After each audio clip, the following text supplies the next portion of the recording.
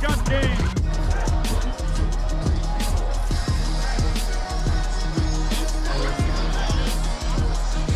Welcome to New York Game Live Watch Party post-game show. We had a fantastic watch party before Game 1 of the NBA Finals. It's a wrap. The Knicks, they get the victory 105-95 over the San Antonio Spurs down in San Antonio. We got our wonderful crew here from the New York Post with us. Our wonderful crew back in the studios. Dexter Henry, Bryan Fonseca here. And Bryan, fantastic win for the Knicks here tonight, man. You got to take advantage when Wemby doesn't play like Wemby. And you also got to take advantage where even when Jalen Brunson is not fully Jalen Brunson until late in the game, you end up toughing it out. And this is why we said those moments matter when you're able to take advantage of those non-Wemby minutes. They didn't do it early. They did better at it as the game went, which is really important. And they closed out strong, and we've been saying it all year. Best fourth quarter team in the NBA. You saw it again tonight. Yep, you saw it there, and the fans here at Magic Hour, they were treated to a wonderful victory. This was not the Knicks' A game, but they played very well. You see the stats right there up on the screen. Knicks getting the job done despite Victor Wembanyama not having a strong performance in this one. Jalen Brunson came on strong late. I thought Karl-Anthony Towns was one of the strongest players that we saw in this game. He was extremely consistent. OG Anunoby as well, too.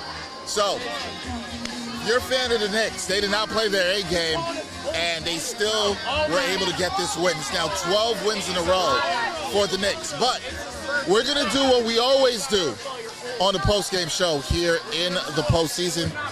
We're going to talk with our guy who does a fantastic job covering basketball for the New York Post. It's our guy, Bryan Lewis, who joins us remotely. Bryan, talking to you from a different location. How you doing, sir? Well, I see. That looks like a very joyous location you got there.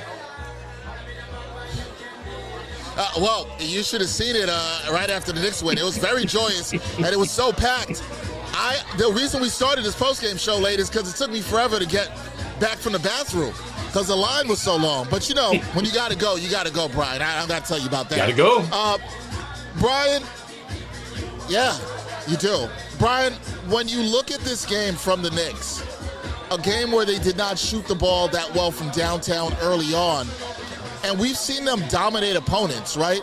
But here's a victory in which they had to claw this one out. They had to be the better fourth quarter team. This, to me, is one of the most impressive victories of the postseason. But I'm not surprised anymore. Are you surprised at what you saw from this Knicks team and how they were able to execute and close this game out on an 11-0 run? At this point, I'm never surprised when they excel in the fourth quarter. I've grown to expect it. As I said, listen, I was on record as saying I thought Spurs in 7. But I'm not surprised that the Knicks were the more physical team down the stretch. I'm not surprised that the Knicks looked like the more poised and seasoned team down the stretch. And I'm never surprised when Brunson takes over a game down the stretch. If you leave him an opportunity to beat you late, more often than not, that's exactly what he'll do. I thought, Bryan, I'll also add, one of the most impressive things for me in the second half with the Knicks was they did not turn the ball over. This is a team that had 7 turnovers at halftime. They only had 1 the rest of the way. Their ability, that was huge in my opinion, just to be able to take care of the ball. And that was huge. The way they took care of the ball, they obviously had to make some tough shots, but taking care of the ball in my eyes was big time. Right, and in addition, not only taking great care of the ball and being really clean with it, but I think they forced maybe 8 Spurs turnovers in the second half, which is not a ton, but when you turn it over once and you force 8, that's pretty glaring. Yeah, and that was huge for this team in this one. Bryan? Bryan, let me ask you something about how they guarded Victor Wembanyama What were your thoughts on that? Because we talked a lot during the game about how Wemby wasn't getting into the paint very often. He was settling for a lot of jumpers, and it felt like the Knicks made him uncomfortable. So what did you see out there, and what were your thoughts on what the Knicks did to him defensively today? You know, honestly, that might have been the most surprising thing. You asked me earlier, was I surprised? One, I was surprised at how much time Cat was on him, because I think a number of people probably thought OG might spend more time on him than he did. So I was surprised, A, how much time Cat spent on him, and I was surprised at just how well Cat played defensively. And I know we talked about it. I've said I thought this was the best postseason defense that I've seen Cat play over an extended period. But what he did on Wemby, you can't praise him enough for the defensive effort that he gave. Yeah, and yes, I also agree. They still have cars. They put Wemby in areas that he didn't want to be in. They kept him out of the areas that he was looking to get to. Yeah, and it still feels like they have cards to play as well, because we haven't even seen OG take a lot of the Wemby possessions, which is something that we expected defensively at some point in this series, maybe not to start. Absolutely. But if Cat can guard him effectively like this, it'll mean great things for the Knicks. It'll mean that they'll ultimately be able to win this in a maybe relatively short series, because if Cat's guarding him and you don't need to play the OG on Wemby card, then OG can play safety elsewhere or negate one of the guards. You can do different things with him. So I agree, and I want to ask you off of that, just because the play was kind of inconsistent. They got into the paint a little bit more in the third quarter, got 2 feet in the paint and made a bunch of shots, but for the most part, they were pretty streaky tonight. And, Stephon Castle, Devin Vassell in particular, they're going to need more out of these guys if they're going to compete with the Knicks at all. Yeah, I agree. Your audio broke up a little bit, but you were asking me about the Spurs, their ability to get in the paint. Yeah, listen. After the Knicks came out and I thought played pretty shoddy transition defense early. Once they shored up the transition defense, they really didn't give the Spurs a damn thing in the half court in the second half. I think maybe 31%. 2 of 19 from deep. Yeah, what they were able to do half court, especially against that backcourt, it was really impressive. Yeah, it really was. There's no doubt about that, Bryan. Bryan, I think when we look at some players in this game, and I was glad you gave flowers to Cat for his defense, because I thought he was great defensively. I thought he was great on the glass. But another player I would like to give some flowers to, and I'd love to hear what you think of his game, Josh Hart. Because Josh Hart, foul trouble in the first half, but a team-high 15 rebounds. He was so good on the glass. He also had 6 assists and 4 steals. This is what I talk about with Josh Hart all the time. Everybody focuses on the scoring and him hitting the shots, but he was so impactful in many different areas of this ball game today. What can you say about Josh Hart? Because that was a championship-level performance without scoring a lot of points. It is, and I'm almost at a loss for words to describe how good of a rebounder he is. When you can get that kind of board work, right, essentially he's the size of a guard, right? I mean, he's not, I get it that they may list him as small forward, but I mean, essentially you're getting that from a guard. It's absurd how much of a luxury that is. It was a luxury for Tibbs. Now it's a luxury for Mike Brown. And I think what he does, it doesn't even necessarily show up just in the scorecard. It really doesn't. The kind of physical edge that he brings, and while he's also not what you'd call a typical defensive glove, he is going to give you an honest, tough physical effort on the offensive glass, on the defensive glass. He'll keep his body in front of people. And a lot of it goes underrated. but I think not by the guys in that locker room. Definitely not by the guys in that locker room. Mr. Lewis, what did you make of the bench by the Knicks tonight? Obviously, Landry Shamet being the standout, but the bench felt like they were huge tonight in the minutes they gave this Knicks team. Yeah. What did you make of this bench, and do the Knicks have a clear advantage in terms of depth against the Spurs? Well, I mean, listen, I thought Landry was great. The Spurs, he was. I mean, the best player in the game, period, off of the bench might have been the pride of New Jersey, Dylan Harper. But if we're saying how many players were impactful off the bench, I'd say the Knicks might have had an advantage there, and may continue to have an advantage there, which is nuts when you think about it. Because how many times did we sit here all of last year and complain about the Knicks' depth, and complain about how, well, is it really bad, or is it just the Tips won't use it? And now when you go into so many games where it seems like they have the luxury of having more depth, it really is amazing how far they've come, particularly in terms of their bench unit. Come a long way for sure there. Bryan, what do you think about has this game at all changed your outlook on this series?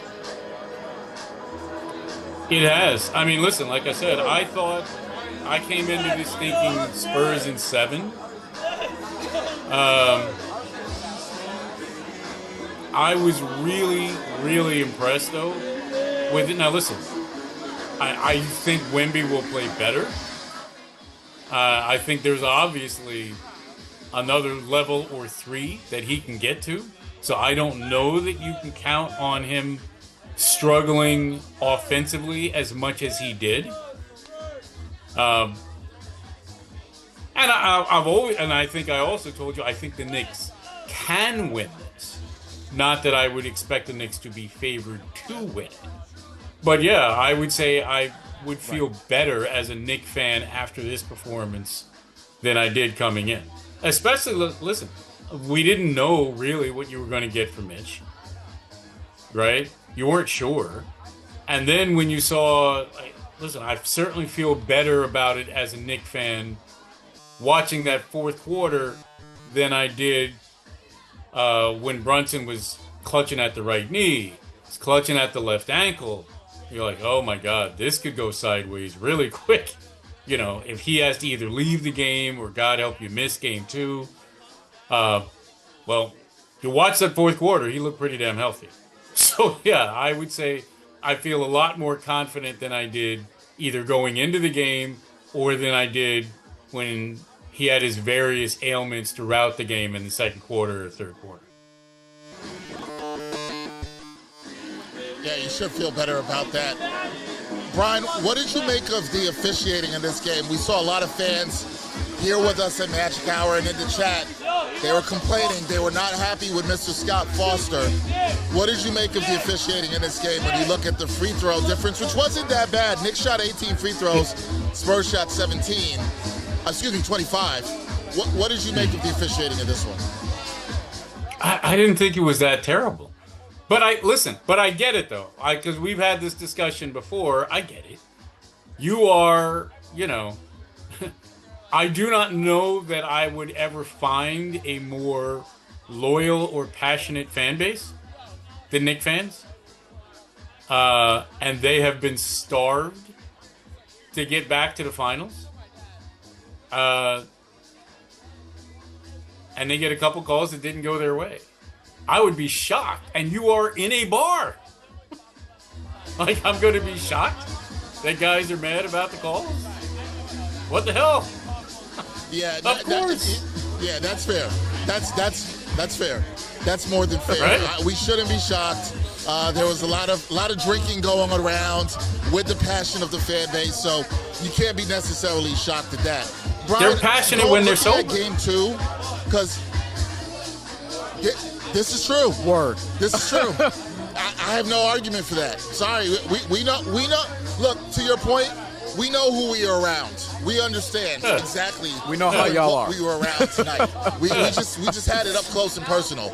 But looking ahead to game 2, because my guy here, Bryan Fonseca, always talks about adjustments.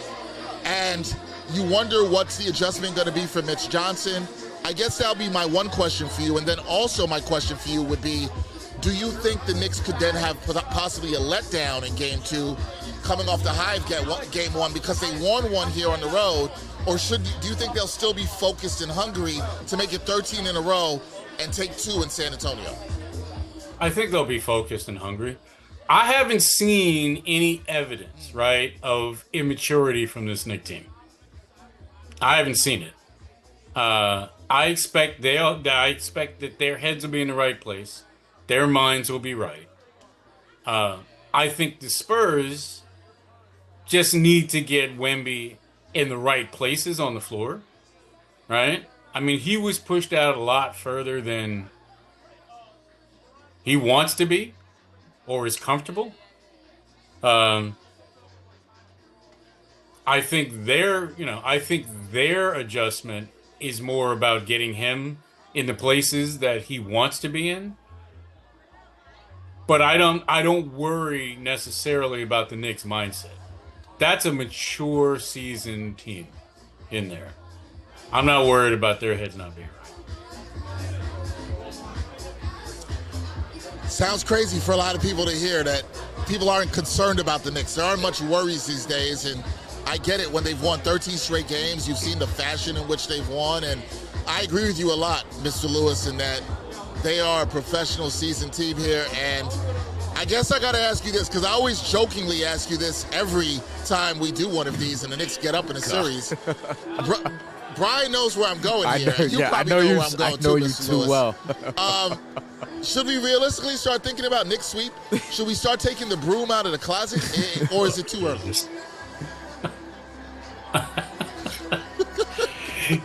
Yeah, that's probably a little too early. Well, I think you should. Should we open the closet door for the broom? I wouldn't be thinking about a broom. I'd be more concerned with more concerned with looking at a day and maybe like putting in vacation days or PTO for a possible parade.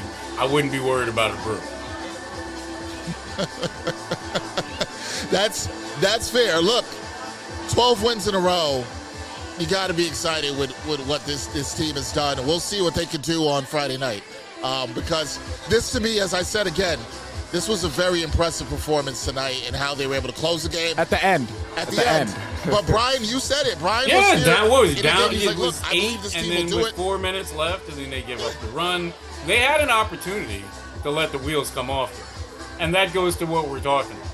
Yes. Right? Under a lot of teams, yes. You're up 8 and you give up a 9-0 run, with 4 minutes left and you go down. Stuff could go sideways. Missing 7 straight shots. Yeah, it's like almost I'm in the bar. 7 straight shots. That's an opportunity for something to go sideways, and they didn't allow that. Or maybe I should say Brunson didn't allow that. So that's a mentally tough team we got there. Look, this is too. Yes, I agree, especially when you've seen what they've done in the last 2 game ones they played. I know Cavs was worse. They were down 22. But, the mental toughness is, I think, what you'll always remember about this night and this game. And so the Knicks now up 1-0 in this series, best of 7 NBA Finals. And we'll see what they can do on Friday night, game 2. Bryan, we will be back here at Magic Hour, where I'm sure fans will still be mad at the refs, no matter what happens. But we will see you again on Friday night as you will join us after the game. We'll see you then, sir. Thank you. See you then. All right. There you have it. That is the great Bryan Lewis joining us as always on these post-game shows. And Knicks, man, I agree with Bryan. This was an adult win, Bryan. An adult win by the Knicks to close this out in the way they do, because it was, as I said before, this was not their A game. But I think it only is going to make the fan base even more hyped because they did not play their A game. If that's even possible for them to be more hyped. Yes, it is possible. Well, have you not seen? Did you not see? Did you not see what's going on in these streets? Than having a 1-0 lead. Right now, look, we talked about it with our guest Joe Arbitello, head coach of Christ the King's legendary men's basketball program and principal or assistant principal of the school. Yep. But like we talked about it, there was a chance for the wheels to come off in that third quarter when the Knicks were trailing. I think it was 63-50, and they couldn't cash in on any of their looks. It felt like, and then they stopped getting good looks, while San Antonio continued to get into the paint over and over and over again. The mid-range jumpers, 2 feet in the paint, floaters, attacking the basket over and over and over again. If it sounds like I'm starting to lose my voice, then you're hearing that. I'm gonna need some more tea before we finish this, but yeah, like it's been a great performance. Like from that point on, where they outscored the San Antonio Spurs, if my math is correct, looks like 55-32 from that stretch. So, like that tells you right there what this team is all about. And we talked about this team early on in the season struggling to find their identity. And then you said at one point where the identity is what I keep talking about with the comebacks and just like being, as Brian Lewis put it, adults and finishing off games and getting focused before the end of the games and understanding like, hey, this is what has to be done in order to close out strong. And they do that more often than anybody else in the NBA. So if they win the title, that's going to be why. It's going to be because they're the best at finishing these games. If you don't think they're the best team overall, whatever, that can be discussed and what have you. But if they end up with the title and therefore are the best team, it will be because of these fourth quarters that we see over and over and over again. Yeah, you've seen it too many times now through the regular season. When it counts more is in the playoffs. It's one thing to close games when you're tight, when you're rolling. It's another thing when you're not playing well, the way the Knicks were tonight. And they didn't shoot the ball that well in this one. Look, we talked about fast break points. It was 15-12 advantage to the Spurs in this one. But points in the paint, this is again in a situation where they've got Wemby, right? And they are up 50-42 in points in the paint in this game. Yeah. They shot 41% from the field. The Knicks did 31% from three, and they were not good from three for most of this game. They did 16 of 18 from the line. They lost the rebounding battle, 49-54. It still won the game, so that's kind of encouraging. They did have 20 assists. They did shoot better from three in the second half. And like I said, you look at those points in the paint, 50-42. You look at the turnovers. The Knicks had it was 7-5 at halftime in terms of turnovers. The Knicks had 2 more turnovers, and then they forced 8 Spurs turnovers in the second half. Yeah. And they were able to capitalize on that. So when you look at those numbers, man, it's just absolutely tremendous what they were able to do here tonight in Game 1. 105-95 victory for the Knicks in Game 1. Guys, we're going to get to your comments. We are going to definitely check that out. We are going to hear from the head coach of the New York Knicks, Mike Brown. We're going to go out to him right now and hear what he had to say after this Game 1 victory over the Spurs.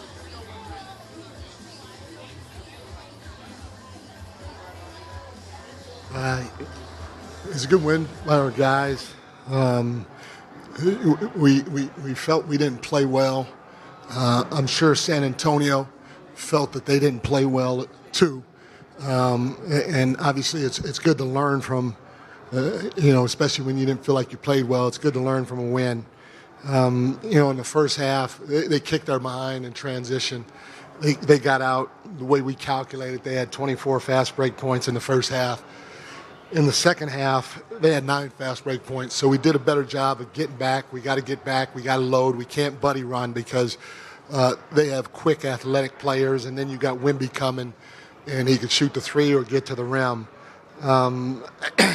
We were more efficient ourselves in transition in the second half, and we got to keep trying to push the pace because these guys are too good to go against their set defense all the time.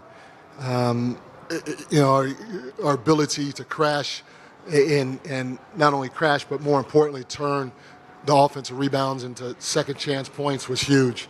Getting 23 second chance points compared to their 14 was big, especially with the amount of free throws that they had compared to ours. We had to find other ways to score. Did a nice job taking care of the basketball in the second half. First half, we had 8 turnovers. Second half, obviously, 1 turnover, so we had an opportunity to score more. We got to keep getting to Champagne. Champagne had 5 threes in the first half, and we did a better job of closing out to him and trying to get him off the three-point line. And then going down the line with our guys.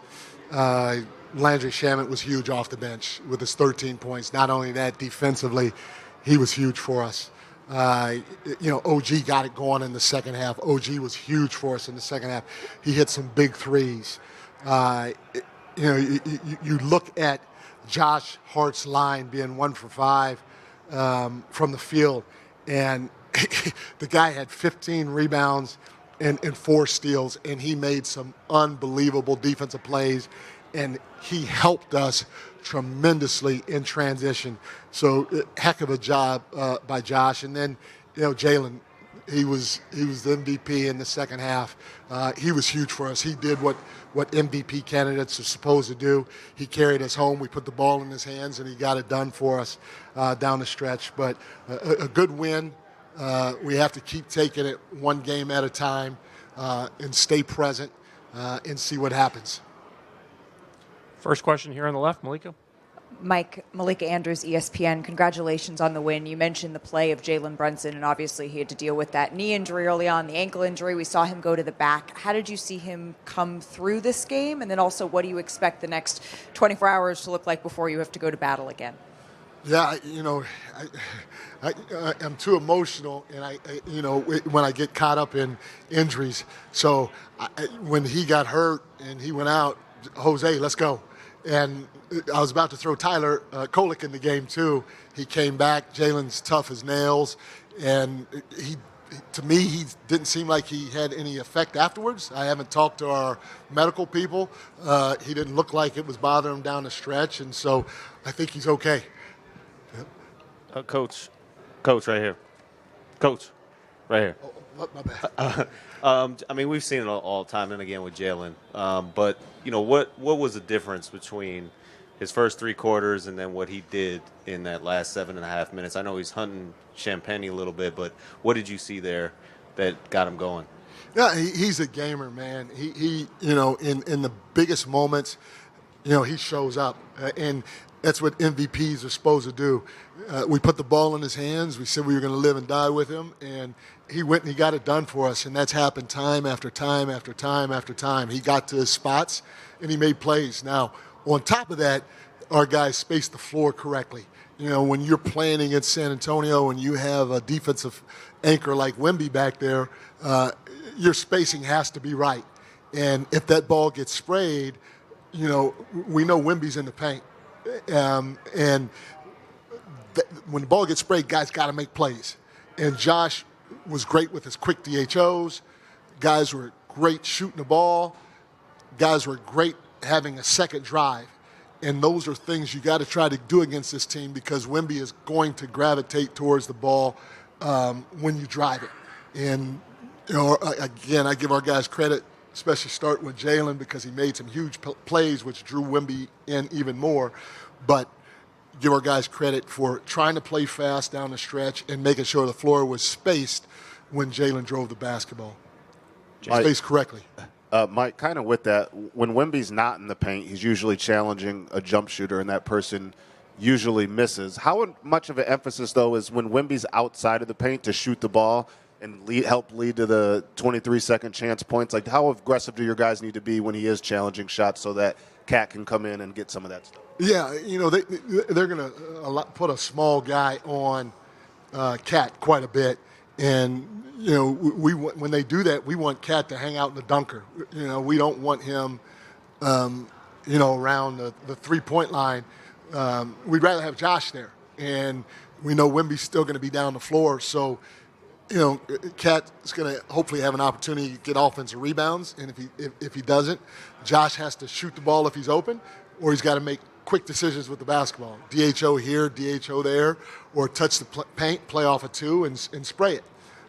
So we're trying to keep it as simple for our guys as possible, and they got to take advantage of where Wemby is because he's just so impactful defensively.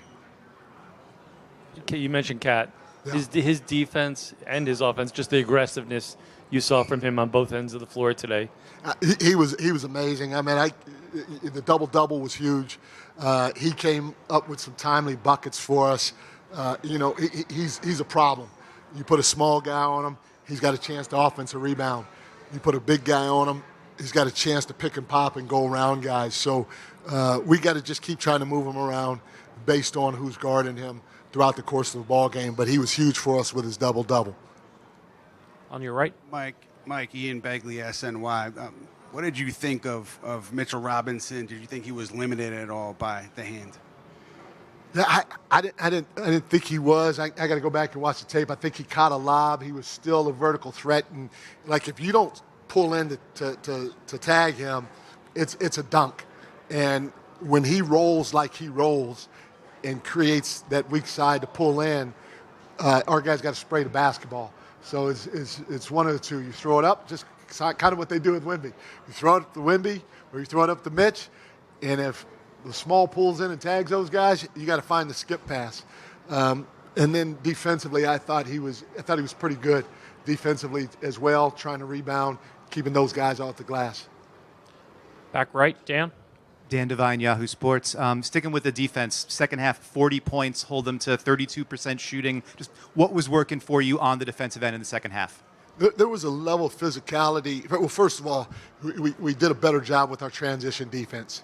These guys are just fast, and we can't buddy run. You got to sprint back, and you got to shift to the ball. You got to make the paint look crowded, and then you got to get to their shooters just because they're so good, in transition. Next thing, we got to keep them off the glass. We got to try to keep them out the paint, but we got to do it without sending them to the free throw line. And so I thought our level of physicality was good without sending them to the free throw line in the second half. And then we were able to do multiple efforts by helping stop the ball and then getting back to Champagne, who torched us in the first half. Christian in the middle. Mike, Christian Winfield, New York Daily News. This isn't I know you guys would rather not be down double digits, but this isn't the first time you guys have mounted a comeback like this. What are you seeing from your team when you're down double digits that's allowing them to continually come back and secure these victories down the stretch? These guys are resilient, man. They get better as the game goes along. They really try to pay attention to the details that we're throwing at them. They're trying to bring energy in multiple efforts while being physical without sending them to the free throw line. And then they know, we got to play fast. You're playing against good teams now, and you can't go against a set defense all the time. And, we were down double digits tonight. We were also down double digits game one against Cleveland. And for our guys just to stay with it is huge, because anything can happen in a 48-minute game as long as you stay the course. And I tell you, in the first half, the officials did a good job. They're human. They're calling what they see. But, I always like to say hello to them at first. I jumped them all right away. And then I apologized to them. I said, hey, I should have said hi to you guys at least first and then jump you. But I didn't do a good job of keeping my mind present in the game, and neither did our players. We were all bitching too much at the officials, and I tell you, Rick Brunson was great. He told me to shut the hell up. Sorry, Mom. He told me to shut up, and or be quiet, and he told the rest of the team to be quiet and leave the officials alone. And it was great of him, because we were all kind of losing our mind, and I did it. The rest of the guys did it, and it helped us put our energy elsewhere, especially in the second half. Right up here front. Coach, many times during the game we heard the Knicks fans many times during the game saying "Let's go Knicks," like that kind of support when you are the visiting team. How big is it for the team to hear so many Knicks fans in the arena? It's great, man. Our fans have been fantastic. They've been fantastic on the road, and to see them around San Antonio, to hear them in the arena. I got to give a shout out. The New York Police Department. First of all, I'm giving you guys a shout out. You guys, tough job.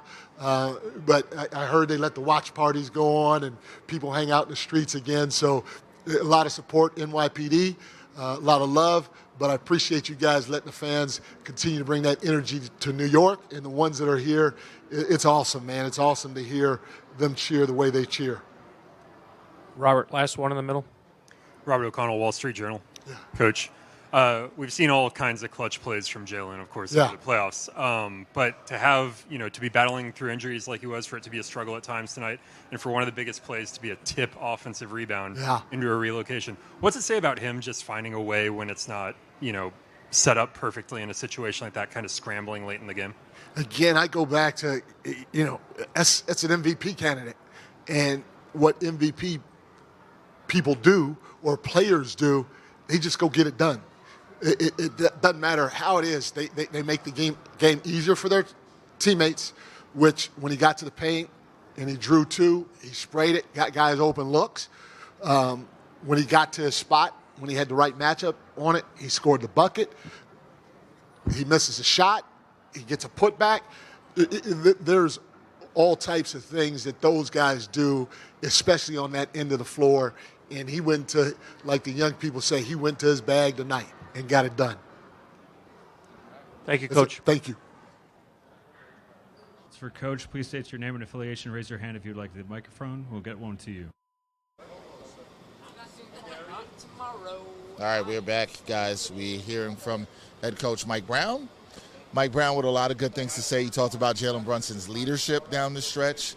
Look, Mike Brown's been talking all season long about how Jalen Brunson, MVP candidate, how much well he's played down the stretch for this team, how much of a leader he is. He's empowered him, how much he's empowered other guys on this team. So I'm not surprised to hear him say that there. I think he knows this is a gritty performance from his team. I think he knows that his team got this done when they did not play their A game.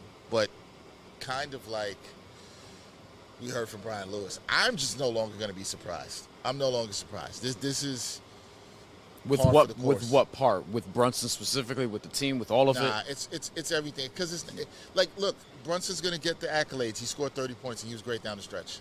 But there's a lot of little things that happened there before. To me, it's like I know Landry was great off the bench. I thought Josh Hart, despite being in foul trouble, how he's still able to contribute.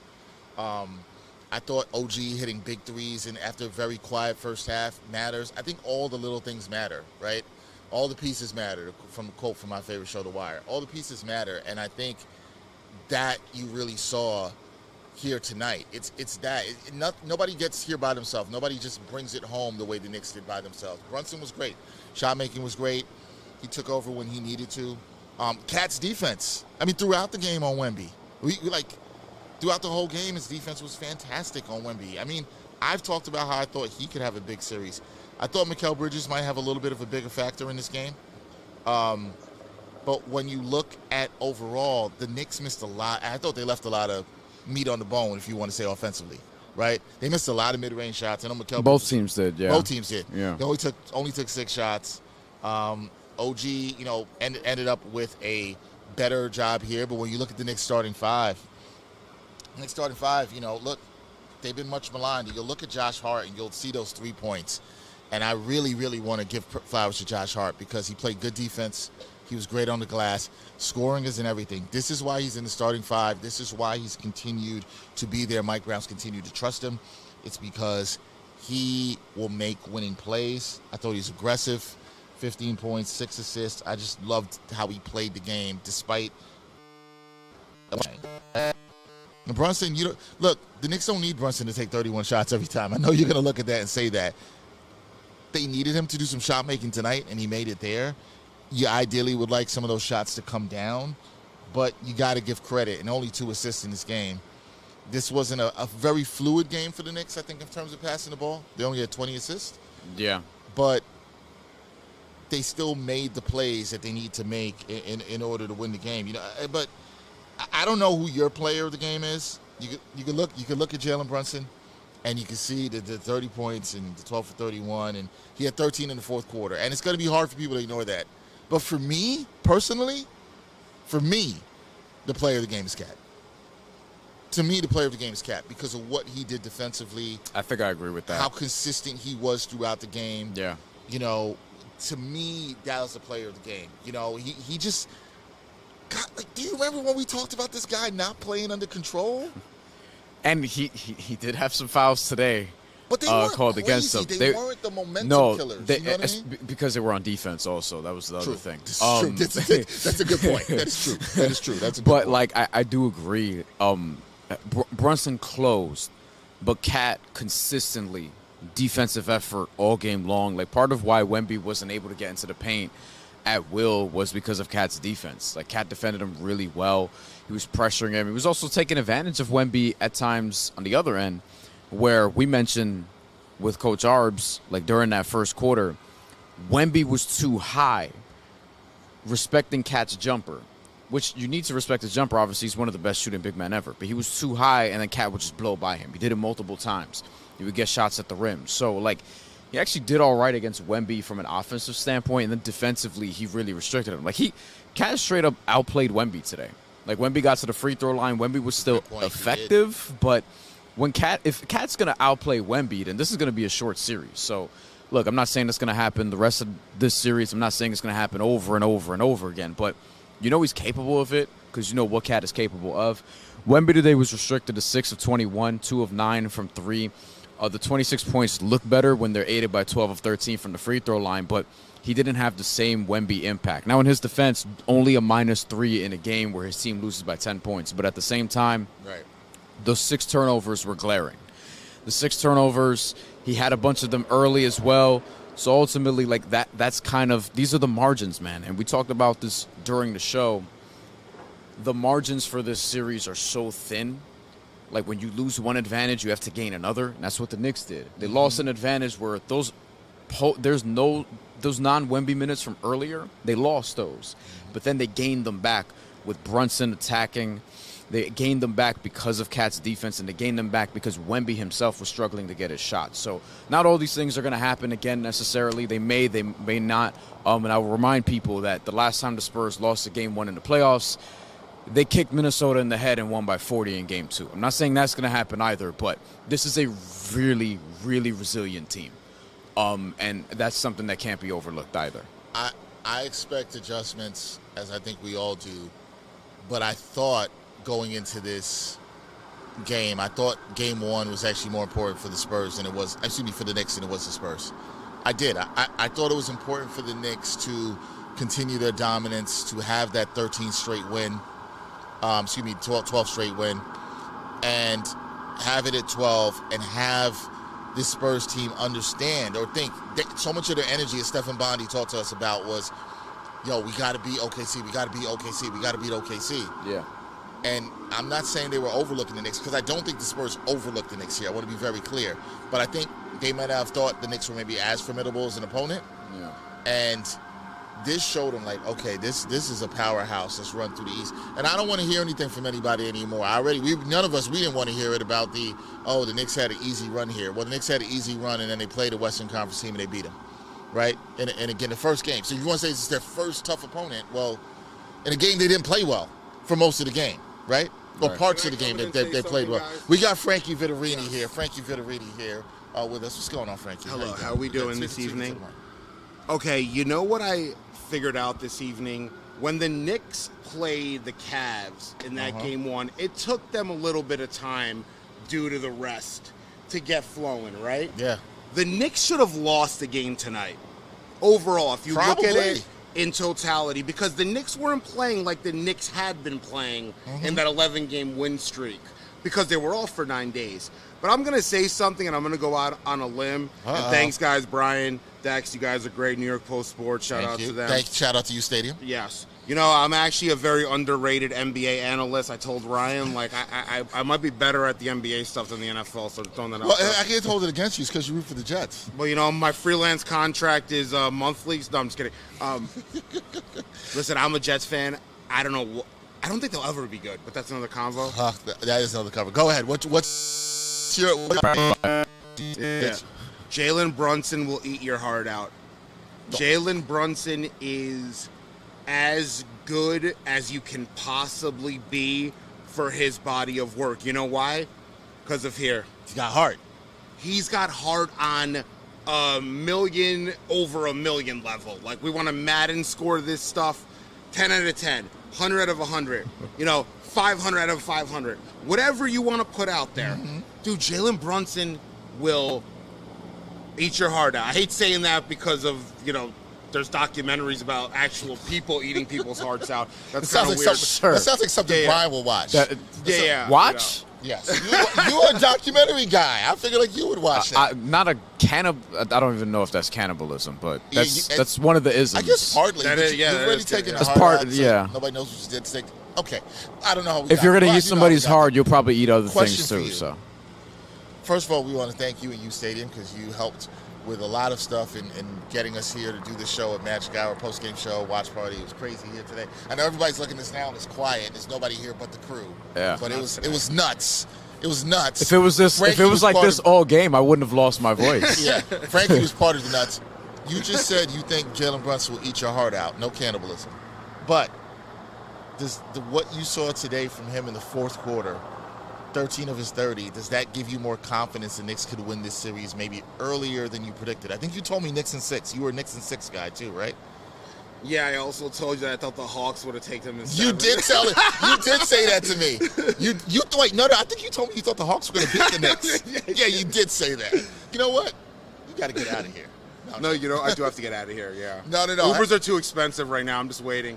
I'm Understood. waiting until the Uber prices go down a little bit. But does it give you more confidence the Knicks could probably maybe end the series earlier than you thought? You know what? This Knicks team is so damn good. You know why? Because I think they finally figured out that they didn't need to go in one direction to score points. Like, they didn't need Jalen to cook. They didn't need Cat to be the centerpiece. They just needed to keep it moving. And this Knicks team's awesome, man. It's as good of a Knicks team as I've ever seen. Somebody, when I was coming up here on the elevator, had a Latrell Sprewell shirt on. And, man, I remember Sprewell. And Sprewell brought that energy back to New York. Even if the Knicks, weren't, a title contender, even though they did go to the finals and won one game against the Spurs, that energy, that vibe, New York is back, baby. New York is back. And I don't know if the Jets are going to follow suit. I highly doubt it. They're not. They're not. I appreciate it. Yeah, I appreciate your you, guys' Frankie. stream was great. Thank you, bro. Thank you, Thanks, bro. We'll see you. We'll see you Friday. Absolutely, man. We'll see you Friday back here at Magic Hour. That's our guy Frankie Vittarini. You see him on the Gangs All Here podcast. Also, founder of U Stadium, who was helping us. Co-founder, excuse me. An underrated He's basketball analyst. Per himself. He had to let you know. Unfortunately, he roots for the Jets, but you all can't have everything. Frankie's working on it. He's working on it. As a Geno Smith defender, I don't know if I can do it this year. I don't know why you would choose. Why would you choose to come back home? You should go back home to the Jets. No, I'm good. You should go back home. I'm good. Frankie and Ryan got it. They got it for me. Peace, Frankie. Frankie joined us for a couple of minutes. We appreciate Frankie there. Shout out to everybody in the chat. Sorry, we've not been ignoring you. East Blue Drew, I see you, bro. Drew, I see you. I can hear you yelling all the way from Coney Island, brother. You. I can honestly. Coney Island. That's where East Blue Drew's from. I forgot about that. I hope I don't have that wrong. I believe East Blue Drew. I know he's a fellow Brooklynite. I think he's Coney Island guy. Yeah, I can see that. If I remember correctly, he's a Coney Island guy. Gino will save you. I'm very curious for the fans in the chat too. Has this changed your opinion of what the Knicks can do in this series? Does it make you more confident by them winning this game 1 on the road? Like I said, I've opened the door to the closet. I'm not going to be getting the broom out the closet. I will tell people though, open the door. If you did watch our full film breakdown leading up to this, at the end I said Knicks in 7, and before we started the game tonight, I said that I did some more homework and I thought Knicks in 6 leading into this game. So right now, I'm not going to change my mind twice in one day. No. I'm not going there. I'm sticking with Knicks in 6, but I want to tell people so that they know. Adjusted to Knicks in 6 prior to tonight. He did. So, he did. He said at the beginning of the stream. Yeah. You said at the beginning of the stream you adjusted to Knicks in 6. So you have it there. Also, we would like to shout out our sponsor for these two shows. We would say Tick Pick. They do a fantastic job in helping people get lower prices on tickets. Y'all know how expensive these Knicks tickets are out there. We talked about it during the game. Word. Right? Tickets in general, honestly. In general, they're just expensive. Yeah. I just heard a word. Our weekend assistant producer, Brandon Kramer, sitting here to our left. He said he's got me on tickets anytime. You know what I mean? He could pay any price for the tickets. Brandon's got it like that. But Not everybody has it like that. And so these tickets are expensive. And what we're doing, if you watch tonight's watch party, TickPick has a code. Code is simple. Watch party. Really easy. Put that code in. You can save yourself $200 on tickets. Not bad. Or you can holler at Brandon Kramer. He'll hook you up too. I don't know which one you're going to do. You can choose which one you want to do. Here. So shout out to TickPick. We appreciate that. Rando in the comments says 200 off $2 million. Thanks, guys. Hey man, you got to help the people somehow. You got to help the people somehow. Everything counts. That's every dollar counts here. What should you do? Look at a couple comments and get out of here. Yeah, let's do that. All right, let's. I'm freezing. Let's look at a couple comments. I'm freezing. Here. I'm potentially getting sick. I want to be back Friday. You know what I mean? I want to be back for you guys on Friday. You're trying to protect your voice. I'm trying to protect. I have a podcast in 14 hours, 13 hours. Look, you better hot water and lemon. Got to get home too. I definitely have lemon. I definitely have hot water. Oh, what's the other thing y'all told me? What's the other thing you told me honey. about? Throat coat. Throat coat is not a sponsor, but I have been heard. Throat coat. Throat coat. That sounds crazy. Coats your throat. It's too late for this. You know what? Yeah, throat coat. I'm trying to save my voice, so I don't want it to be that we're back here on Friday, and we probably expect more people here. That it's just going to be like, I think I got tea at home. I'm not. I don't know if I'm going to talk to people tomorrow. Don't call me. Don't call me. We'll be texting. I will not call you tomorrow. Don't call. Yeah, sorry. I sounded mean that I said that. Don't call me. I have to make an appearance on the show, and I do have to go to physical therapy tomorrow. So I got to talk to my therapist. I do have to talk to my therapist in some way. Just go and just. Maybe we could do like hand signals or something. Yeah, word.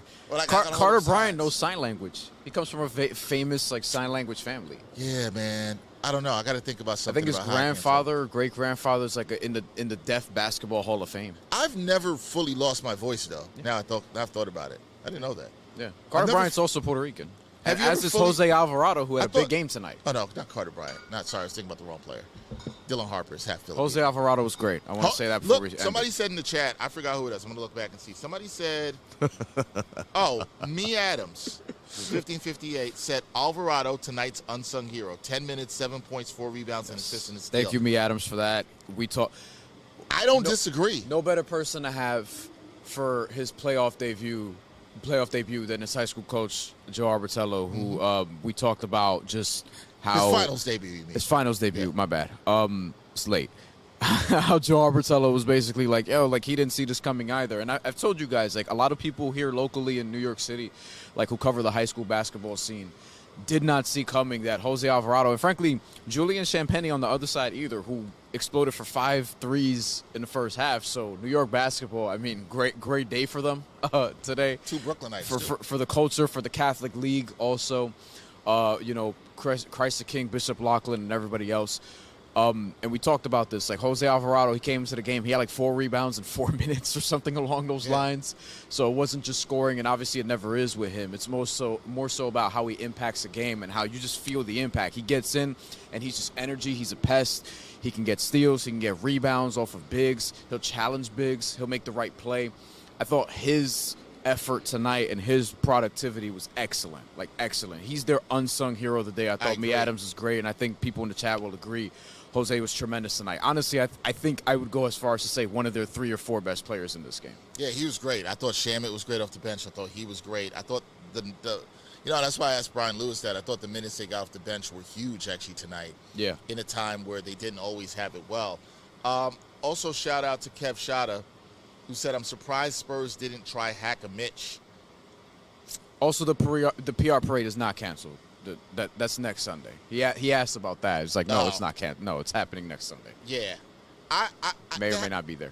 Hack a Mitch, yeah, maybe I'm a little surprised at that. Maybe that's something they go to in Game 2. I don't know. So, I mean, they need Wemby to play better. Ultimately, they need Wemby to play better. They need the guards to be more consistent. Like, I'm not going to expect Wemby to go 6 of 21 again. I'm not telling you he's going to have an amazing series, because I do think this matchup is just weird with, like, if Towns defends as well, you still have OG. Like, do you think this is the toughest matchup Wemby has faced through the playoffs in terms of what the Knicks can throw at them? So Minnesota has, like, a different type of challenge, But overall, I just think the Knicks are a better balanced team on both ends of the floor. I don't disagree with that. And part of testing Wemby, as we outlined in our film breakdown, it's like it's doing it on both ends. It's also making him work on the other end, which I don't think Minnesota could do that part as well. Defensively, like they have guys who can potentially throw on him to try to bother him, and Rudy Gobert obviously being one of them. You know, Naz Reid holds up, Julius Randle when he's not pouting. You know, Jaden McDaniels potentially. But, like, the Knicks have OG who's like the perfect wing you would want on him if you want to put a wing on him. And if Towns is going to do this, then you don't have to really go to OG as much as you think. And then on offense, all the cutting, all the things you can do offensively to sort of keep him off balance, pulling him away from the rim, which they did a lot today with Karl Anthony Towns. Like, yes, it's a tougher matchup from that aspect because you have to take both parts of the floor into account. Yeah, it's going to be very interesting to see what the Knicks can do. Dogson Jones 121 says, "Stand by the closet that has the broom." Next if game, they win game 2, I will. He said the next game, if they win, you open the door up. That's fair. Stand by the closet, then you open the door. I'm not going to argue with that. Then when it's it'd game be a 3, dumb if they thing win to game argue 3, about. You got honestly. your hand on the broom. You turn on the light, you got your hand on the broom. They win game 4, you're taking out the broom. Sure. I think that's fair. Now, speaking of the broom, East Blue Drew, in typical East Blue Drew fashion. Coney Island strong, as he says. Coney Island's finest. Mhm. Knicks about to sweep. I'll keep saying this. To be fair, he's been consistent in this. I don't remember who the person was, and I don't remember who the fan was, but if somebody said the Knicks would not lose another game. And it was sometime. Might have been Ross in the I think it was when they were up 2-0 in the. I don't know who it was. In One the of our Cavs series. He said it, that the Knicks would not lose another game. And I said if that happens and they end up finishing with 15 straight wins, that would be crazy. But we've got this graphic up right now. Teams when trailing by 14-plus points in the second half of the playoffs since 2004. The Knicks are 6-6. The rest of the NBA is 10-10. Now I can think of a couple 10 and of those 100. Right, 10 and 100. Sorry, 10 and 100. I left off that 0. 10 and 100. Okay. This is the. That's a crazy stat. Since 2004. Now, all of those Knicks, most of those Knicks wins have come in the last 2 years. Tonight's one of them. Yeah, probably all of them. The Cavs is another one. The 2 Celtics games to start the series. I think Indiana game 3. Indiana game 3 is another one. I don't know what the 6th one is. I'm trying to remember if there's a Pistons game from that first round series, or maybe there could be something from the year before. You know what like it the is? Hartenstein group. No, you got it. Philly? I know. You know what it is? Game 6? Game 1 Pistons. Game 1 Pistons. Oh, yep. That's yep, the game. The campaign game. That's all 6. The all campaign 6 game. are in the last Look 2 at years. that. That's how you know we It's watch this insane. team Yeah. too much. Game 1 Pistons. That's it. All 6 are in the last 2 years. We named all of them in a matter of seconds. Great stat. Also, we got to shout out our fantastic crew, our editor, Wesley Splain. Yes. These graphics that we have, New York Got Game style with the gold touch on it for the finals. Well done. We're bringing our A game for the finals. Well done. And also our crew here who's going through this with us, like tonight. Yes, we have a great crew with us here tonight. Yeah, putting it all together, honestly. Who's been fantastic. Who I think want us to finish. Yeah, they made sure we had fries. They made sure we had tea. They made sure we had and our all crew that. back at the studio. Yes, which we said before. We said the crew at that studio before. I be telling y'all, blame Dex. He's the Blame me for what? He's the A mic. This is your show. Wait, blame me for I'm what? just along for the ride, bro. Yeah, okay. You know what? Man, get him up out of here. East Blue Drew says he's waiting for the parade. Kev Chowder says, in my opinion, Spurs were tired at the end. I mean, maybe. I think if they keep playing like this, there will be a parade. I mean, but we said this after, they closed the Atlanta series. They're 3 wins away. They're 3 wins They away. haven't been 3 wins away with a lead since I don't even know when. Were they up 1-0 in 94? Because they weren't up 1-0 in 99. No, if I remember correctly, in 94, they lost the first game. They won the second game. I could look that up, but I could be wrong. It's been a long time since they've had a long time. 1-0 lead in the finals like this. So, yeah, it's been a long time since they. Let's see, game. I was right about the Knicks winning game 2. This shows you how much of a Knicks nut I am. Yeah, the Knicks lost. The Knicks lost game 1, 85-78. That's what they did. They lost game 1, 85-78. They won that game 2, 91-83. So yeah, it's a long time since they have been up 1-0 in the series because that didn't happen in '99. That obviously didn't happen. That's crazy. In 1994. So what's that? What's the year? What's the year when they were up 1-0 in the finals? Yeah. I got to look at 70 or 73. It ain't 94 and it's not 99. So it's probably as long as since they won their last. It's a long time. It's a long time. Showboy to Shay says that I'll shout out to our guy Anthony Rivera says that Brunson takeover was everything. He also says he's happy with what we saw from Mitch considering the hand injury. I was too. Mitch grabbed 6 rebounds in this game. I think it was fine what you saw from Mitch. You wonder if he gets more comfortable with the hand as he goes forward, and I think that could be good. Yeah. So we'll see. East Blue Drew's going crazy in this chat. Show him the money. Says team did not have a great offense. The way they won this game should make Knicks fans even more confident. Look, I was confident, and I know some Knicks fans are going to say there was a fan here, I'm forgetting his name, that was wearing a Josh Hart jersey next to me, and he was like, I'm not confident. He's like, I'm not confident until they're up 13 with 2 minutes to go. And I get it, and I think there's a lot of PTSD among Knicks fans, but at the same time. I don't know if you should have it with this team, though. What do you say? I think this team's earned more than that. Yeah, you know? I think you've seen enough. And for me to say that. Cool, this guy's never confident in anything. He's worried about everything. Hold on. He's worried about the other shoe dropping and everything. Yeah. You're not totally wrong, but at the same time, you know what I mean? Like, again, these are not the Knicks teams that I'm used to watching, and this does feel different. They feel like a team that has its shit together when it comes to the fourth quarter, and that's what matters. I think you can see when the team's got their stuff together. Show them the money also says the team averages above 123 points this year in the playoffs. Offense will be better in Game 2. If Hart stays out of foul trouble, we'll be good. Look, you won a game when Hart was in foul trouble, and he still led the team in rebounds.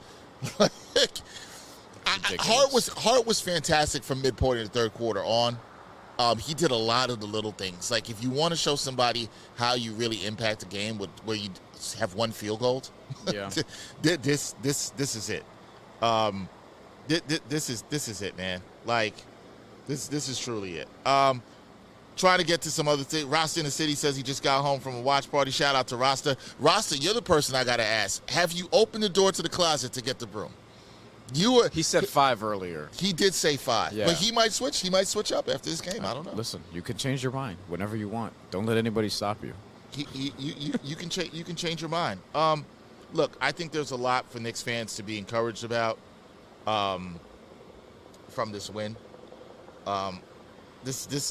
This to me, it's funny. The last 2 game ones have been the wins two of the ones I've been more impressed by throughout this entire run. Wheeler. It was Dev Wheeler who said the Knicks are never going to lose again. Dev Wheeler said he it? just said it in the comments again, and I remember. I was like, it was somebody with a red photo. Yeah, Dev Wheeler. Dev Wheeler said the Knicks would never. I believe he or she said it after Game 2 against the Cavs, and he might be right. You might be right. Roston said he's still sticking with Knicks. I said it jokingly after one of the episodes, but it started to become less of a joke. But we got to see Game 2. I've seen the Spurs bounce back after some shit, like beat Minnesota after losing Game 1 at home, and also beat OKC, I think in 3 or 4 down the stretch, and 2 in a row. Both things that hadn't happened to OKC prior with this nucleus. So we'll see. If the Knicks win Game 2, though, then it's going to be the Garden crowd in Game 3. Is going to be the loudest thing you've ever heard. Ever. I'm happy I'm going to be in the building. I can't wait to see that. Shout out to you, Dev. That is going to be tremendous. East Blue Drew says, we played ugly today and still won. Friday going to be where we take their souls. Yeah. Yeah. That's Knicks fans are confident, and I get it. Look, I get it. You have no reason not to be. You have no reason not to be. This team has won 12 straight games. Look, we saw how excited people were here at Magic Hour. Lord knows what they were doing down the street at the Garden. Lord, I mean, there's helicopters hovering around here in Midtown. I don't know who they're looking for. Hopefully legal things. Yeah. Hopefully that was a reference to what Garden fans are doing, like, away from here. Not the helicopter. I don't know what the helicopter's looking for. I think they're looking for people causing trouble. It ain't me. So I don't know. It might be that. Howard 7099 says Knicks can't sweep because if they win in New York, the city will no longer exist. That's what I'm worried about. That's what I'm worried about Knicks in 6 or 4 for that matter. Look, guys, I don't think. I mean, regardless, even if they win on the road, it's going to be like a nuclear freaking bomb. I don't hit think the it's city. That. I think you and guys just spawned a whole bunch of people in blue and orange. A little dramatic here. I don't know, bro. People are going to do some dumb stuff. You know how this city. You know how our people be. I understand. You know how this city That's is. your people. Not me. June 14th, baby. You already know. Listen, by then the series might be over. It might be. It might be. Kev says I might go to 2 parades this month. Good. You might go to 2 parades this month. If I can go to the Alvarado first might one. be at both. If I can go to this one, yeah, we'll see. Well, there you go. All right. For everybody watching, we will be back here at Magic Hour on Friday. We want to thank everybody who watched the watch party with us, also stuck with us for the post-game show. Shout out to our whole crew back in the studio, our producer, Tommy Hogan, our technical director, Nikolai Jackson, who can't be feeling great tonight because he's a Spurs fan. So, Nikolai, do whatever you have to do. You know, get some Kleenex, wipe the tears away. You know what I mean? You got to do what you got to do. Shout out to our editor, Wesley Splain, already here. Shout out to our whole crew here with us at Magic Hour. They'll be back with us here on Friday. We hope that you join us on Friday when we will have Anthony Gallo of WFAN. He will be rocking with us for Game 2 here. That should be a lot of fun.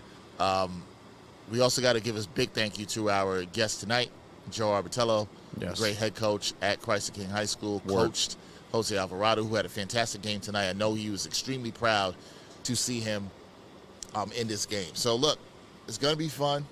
This was our first time doing a watch party live at a location. I think it went well. We'll probably have some tweaks for Game 2. We're going to make our adjustments, just like the Knicks are going to make their adjustments, just like the Spurs will make their adjustments. Sure. You know what I'm saying? You got to tweak up some things. Also, we got to thank TickPick for the sponsors. Remember, use that code WatchParty if you want to get $200 off the tickets that cost $2 million. Hey, all the savings count. Word. You can do that, too. Every dollar counts. Every dollar counts. Shout out to U Stadium. So a lot of us just paid rent. You know what I'm saying? Yeah. Like Every dollar this counts. week. Every dollar counts. And shout out, obviously, to Magic Hour here for allowing us to do the show here and the great hospitality. We thank them for the food. Hell of an the environment. tea, the fries. They gave us a huge The Parmesan plate of fries are really good. They were good. Yeah. You got to shout We'll them out come back that. for those Friday. They kept the crew. The sliders going. are good, apparently. I heard. Yeah. Yeah. I'll get some sliders. Everybody felt like the food was good, guys. Everybody said the food was all right. Yeah. So it's good. And the fans who also came out here at Magic Hour, even though they might have bumped us, we had an interesting crowd behind us. That was for sure. They brought the were energy. rather interesting. Definitely. Yeah. Brian's people is what I would say. Brian's people. It's your people. It's your people. Could have fooled me. Oh man, that was your people. Shout out to them. On that note, I don't need Brian to try to Y'all know I'm pretty expressive by now. Yeah, he showed all his I say a expression lot right without there. saying a lot. Yeah, he showed all his expression right there. For our fantastic crew, I don't have a good poker face. We're going to sign off. Game 2 is Friday night, 8:30 tip. That's when we will be going live. 8:45 tip. We'll be going live at 8:30. Myself, Bryan Fonseca, Anthony Gallo. We'll have more content coming your way around the Knicks on the New York Post Sports YouTube channel. Thank you to everybody in the chat for watching. Hit that like button. Hit that subscribe button. We are going to sign off from Magic Hour where the Knicks had a huge victory in Game 1 in the NBA Finals, 105-95 over the Spurs. Game 2 Friday night. We'll be back right here at Magic Hour. For Bryan Fonseca, I'm Dexter Henry. We'll catch you next time on another edition of New York Got Game. Peace. Orange and blue skies. See the Empire State. Orange and blue. And thanks for watching New York Got Game. Boom shakalaka.